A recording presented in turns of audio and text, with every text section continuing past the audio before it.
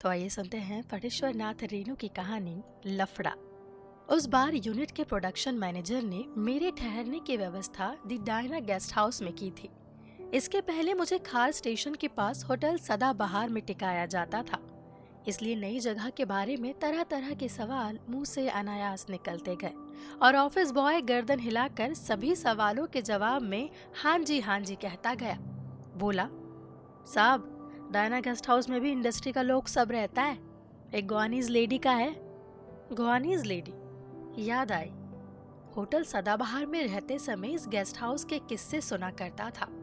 जब जब हमारे होटल सदाबहार में कोई लफड़ा होता, उस दिन कोई ना कोई व्यक्ति डायना की कोई नई कहानी सुनाता। होटल सदाबहार में भी इंडस्ट्री अर्थात फिल्म इंडस्ट्री के लोग रहते हैं। इसके प्रोपाइटर बूढ़े सरदार जी और उनके लड़के हर नए व्यक्ति को हर कमरे की विशेषता बतलाते समय फिल्मी दुनिया की किसी बड़ी हस्ती का नाम लेते हैं। म्यूजिक डायरेक्टर रविंद्र मजूमदार का नाम सुना है? जब पहली बार बम्बई आया था तो इसी कमरे में 1.5 साल तक था, और सुमंत कुमार जब आया था। यूं लफड़े तो सदाबहार होटल के भी एक से एक दिलचस्प है, लेकिन डायना गेस्ट हाउस के किस्से दिलचस्प होने के साथ हॉट भी है। गोवानीज लेडी का नाम लेते ही मेरी आंखों के सामने गर्मा गर्म स्पाइस्ड पोर्क का एक प्लेट आ जाता है। गेस्ट हाउस के सामने टैक्सी लगी, 3-4 परिचित चेहरे एक साथ दिखलाई पड़े और सभी एक साथ किलक पड़े। अरे दादा, आप कब आए? मुझे राहत मिली। सुना यदुवीर भी इसी गेस्ट हाउस में रहता है, उसके दोस्त रामपाल ने कहा। दादा, आपको क्या बताए, बगैर एक बार आपकी चर्चा किए यदुवीर कभी बैठती तक नहीं लेता, और इस बार आपको यहाँ ठहराने का इंतजाम उसी हरामजादे ने करवाया होगा। वो बोलता था दादा को एक बार इस गेस्ट हाउस में जरूर टिकाना होगा। इन परिचितों की कृपा से मुझे इस नई जगह में आकर कोई प्रारंभिक परिश्रम नहीं करना पड़ा।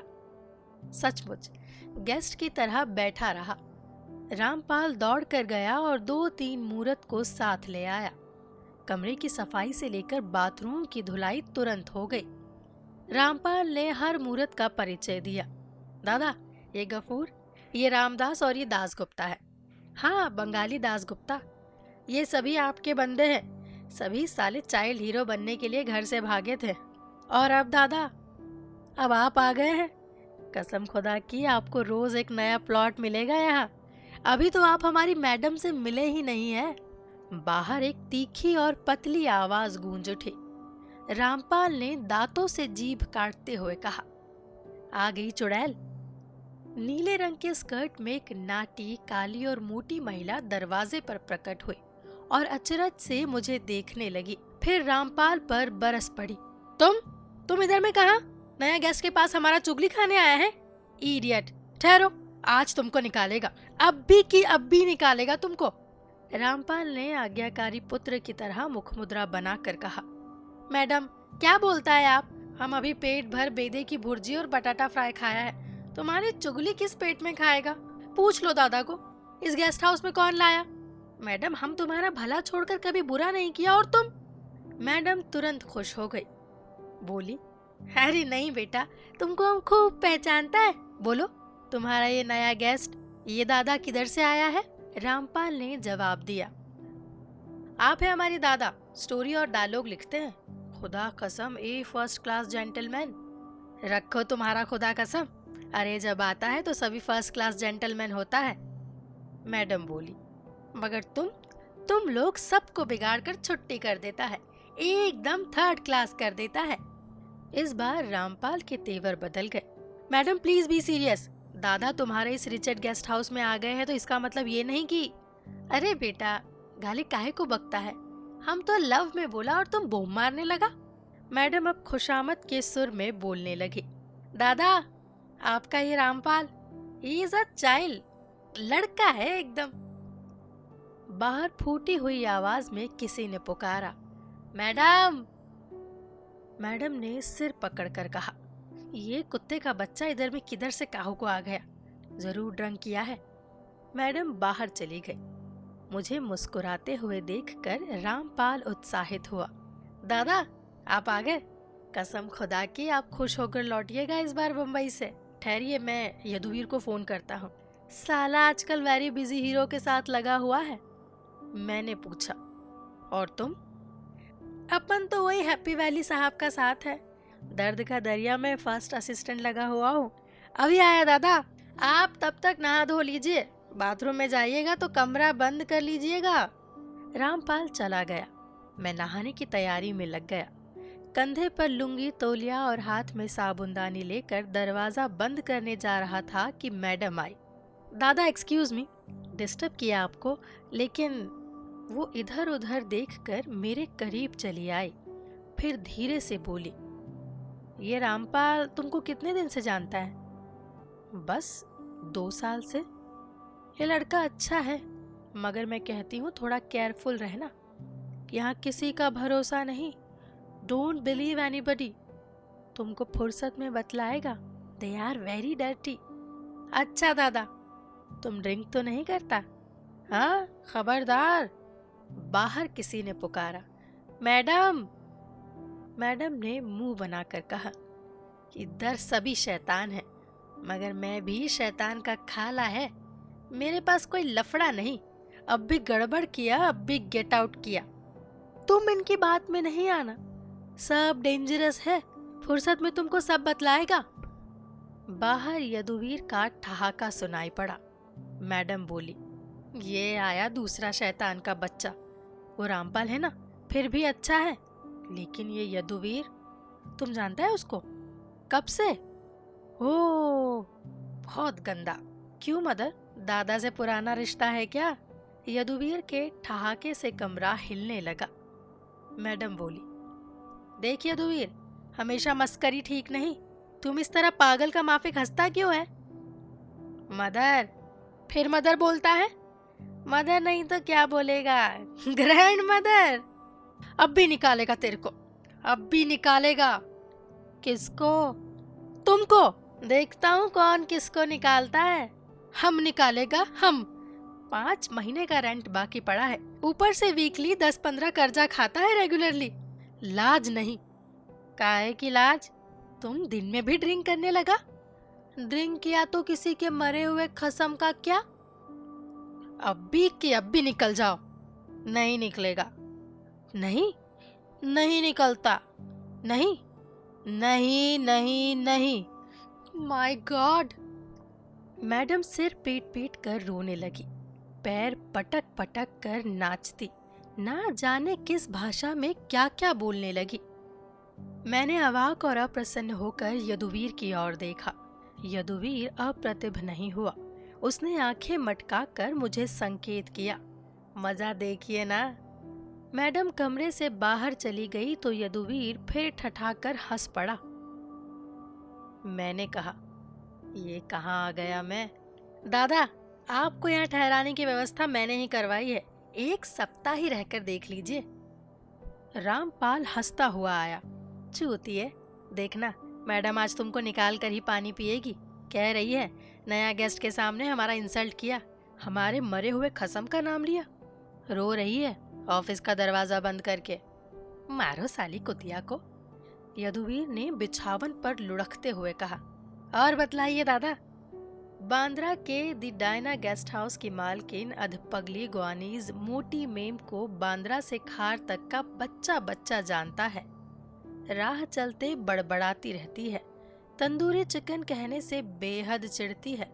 छोटे छोटे बच्चे तंदूरी चिकन कहकर गली में भाग जाते हैं और मैडम मोड़ पर खड़ी होकर गालियां सुनाती रहती है, तेरी मदर तंदूरी चिकन, तेरा बाप तंदूरी चिकन।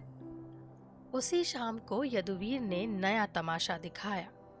दिन भर की रूठी और नाराज मैडम को चुटकी बजाकर खुश कर दिया। यदुवीर ने बड़े प्यार से हेलो मैडम कहा और वो रोने लगी। नहीं नहीं, हम तुमसे नहीं बोलेगा, नहीं। मैडम, डियर, डार्लिंग, मेरी सुनो ना। कुछ नहीं सुनेगा। हम तुमसे लव में बात किया और तुम नया गेस्ट के सामने हमको गाली बोला। नहीं नहीं। 24 घंटे में ही मेरा सिर बार बार चकराने लगा। मैं कहाँ आ गया, यहाँ तो मैं पागल हो जाऊंगा। डायना गेस्ट हाउस बाहर से जितना नया और साफ सुथरा दिखाई पड़ता है, अंदर से उतना ही पुराना और गंदा है। लकड़ी की खिड़कियां और रंगीन टाइल के इस मकान की उम्र 100 साल से कम नहीं होगी। सब मिलाकर 20 बड़े और 5 छोटे कमरे हैं। बड़े में 4 और छोटे में 2 गेस्ट रहते हैं। हर कमरे के बीच में लकड़ी का एक पार्टीशन और दरवाजा है जो दोनों ओर से बंद रहता है। हर कमरे के बाथरूम का फ्लश बिगड़ा हुआ है और झरना हमेशा चूता टपकता रहता है। तिलचट्टों की टोलियां दिन रात यहाँ टहलती रहती है। दीवारों के पलस्तर छूते ही झरझरा कर झड़ने लगते हैं। पलंग पर खटमलों का और कमरों में मच्छरों का राज। किचन तो हेल ही है, फिर भी यहाँ रहने वाले गेस्ट को हमेशा एहसास होता है कि मैडम की विशेष कृपा यानी एहसान से ही उन्हें ये जगह मिली है। मैडम फिल्मी लोगों से घृणा करती है, कहती है एक आदमी होता है शराबी, कोई होता है छोकरीबाज, कोई जुआरी। अलग अलग आदमी में अलग अलग ऐब। मगर ये फिल्म का आदमी एक ऐसा जानवर होता है जिसको सिंग भी होता है, जहरीले दांत भी, तेज नाखून और हाथी जैसा सूंड भी होता है। I hate it. लेकिन उसकी घृणा के बावजूद उसके गेस्ट हाउस के हर कमरे में हमेशा फिल्मी लोग ही रहते हैं और रहेंगे।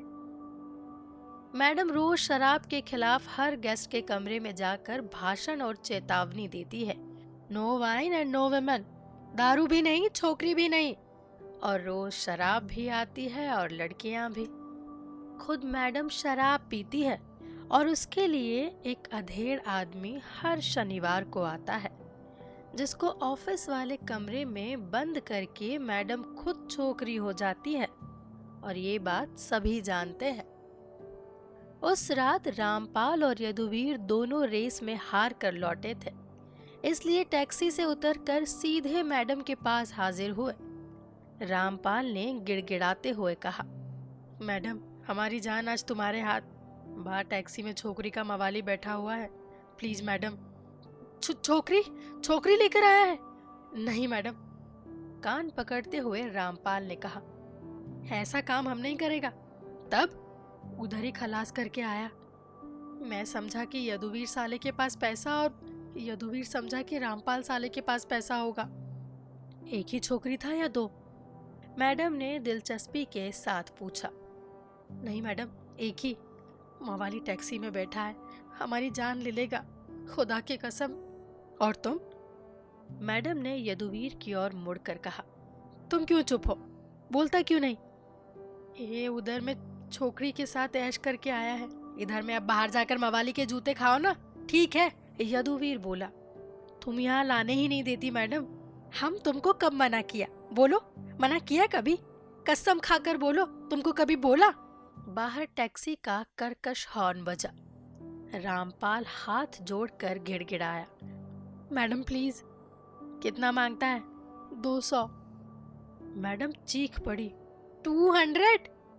एक कुतिया के वास्ते 100 रुपये पर हेड। माई गॉड।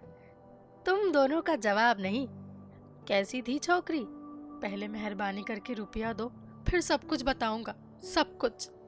मैडम ने यदुवीर की ओर देखकर नाक सिकोड़ते हुए कहा, तुम लोगों को नरक में भी जगह नहीं मिलेगी, समझे? 100 के 2 नोट रामपाल के हाथ में थमाकर मैडम बोली, आई हेट यू बोथ। तुम लोगों को कल ही यहाँ से निकालेगा, देख लेना।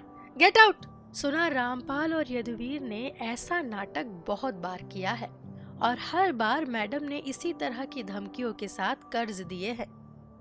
एक दिन यदुवीर ने कहा, आज आपको यहाँ सिनेमास्कोप दिखलाऊंगा, आज शनिवार है ना। सिनेमास्कोप? वे दोनों एक ही साथ हंसे। रामपाल ने फिसफिसा कर यदुवीर से कुछ पूछा। यदुवीर ने बताया, 3 पेयर का प्रोग्राम है आज। 10 नंबर फ्लूट बनाने वाली बंगाली फटिक की पंजाबन भी आ जाएगी। 4 नंबर जवान सरदार की बुढ़िया और 8 नंबर में तो आज कोरस। यदुवीर बोला, और साली मदर का साला फादर भी तो आज ही जाएगा। एक बोतल काजू की शराब और कई बोतल कोला लेकर छोकरा दास गुप्ता आया। रामपाल ने कहा, दादा कसम खुदा की इसके सामने स्कॉच भी कुछ नहीं। साली पहला किक ही ऐसा जमकर लगाती है कि आदमी सीधे आउटर स्पेस में पहुंच जाता है। दास गुप्ता छोकरा आंखों में कोई संकेत लेकर आया। यदुवीर ने गटगटा कर गिलास खाली किया और उठकर दरवाजा बंद कर आया। फिर बीच वाले लकड़ी के दरवाजे के पास जाकर बैठ गया। रामपाल ने धीमे स्वर में पूछा, क्यों, चालू है? साला इतना अर्ली शुरू कर दिया इस भूखे बंगाली ने। रामपाल ग्लास में हाथ लिए ही यदुवीर के पास आया। यदुवीर को ठेल कर खुद छेद में आंखें सटाकर देखने लगा। फिर दोनों ने इशारे से मुझे बुलाया। मैंने सिर हिलाकर कहा, नहीं। दोनों ने ऐसी मुद्रा बनाई जिसका मतलब था एक बार आकर देखिए तो, ऐसा शो फिर कभी देखने को नहीं मिलेगा। अचानक कमरे का दरवाजा कचमचा कर खुला। कमरे में मैडम दाखिल हुई। दोनों पार्टीशन वाले दरवाजे के पास उठ खड़े हुए। मैडम ने पहले अचरज से हमें बारी बारी से देखा, फिर बगैर कुछ बोले पार्टीशन वाले दरवाजे के पास घुटने के बल बैठ गई और छेद से देखने लगी। अचानक वो छटक कर फर्श पर लुढ़क गई। ऐसा लगा बिजली मार गई। रामपाल और यदुवीर ने दौड़कर मैडम को संभाला। मैडम दोनों के बाह में अधलेटी सी थर थर कांप रही थी और बोलने की चेष्टा कर रही थी। माय गॉड, ये बीमार बंगाली जरूर मरेगा। देखा नहीं, छोकरी ने पलट पोज लगाया है। ये जरूर मरेगा, देख लेना, अब भी निकालेगा उसको। यदुवीर और रामपाल दोनों एक साथ मैडम को प्यार भरी खुशामद किए जा रहे थे। Madam please don't disturb, show बर्बाद मत करो, मरने दो साले को, तुम्हारा क्या हमारा क्या। डार्लिंग तुम कितनी अच्छी हो,